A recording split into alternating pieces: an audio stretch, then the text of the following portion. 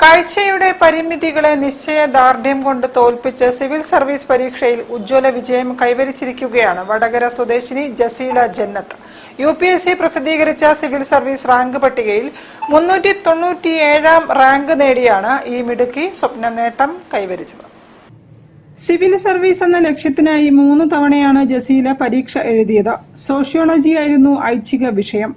തന്റെ വിജയത്തിന്റെ വലിയൊരു പങ്ക് സൈലം IASലെ ഒരു വർഷത്തെ പ്രിലിംസ്, മെയിൻസ്, ഇന്റർവ്യൂ ഗൈഡൻസ് പഠനത്തിനാണെന്ന് ജസീല കരുതുന്നു.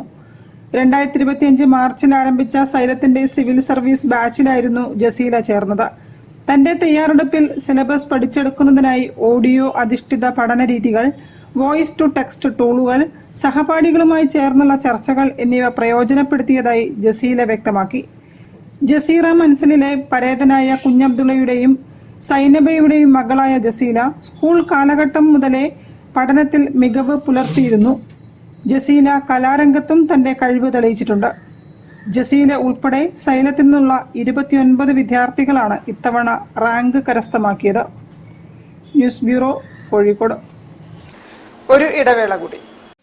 ക്യാൻസറിനെതിരെ പൊരുതാനായി കാലിക്കറ്റ് സിറ്റി സർവീസ് സഹകരണ ബാങ്കും MVR ക്യാൻസർ സെന്ററും സംയുക്തമായി അവതരിപ്പിക്കുന്ന ക്യാൻസർ ചികിത്സാ സഹായ പദ്ധതിയാണ് മാസ് കെയർ.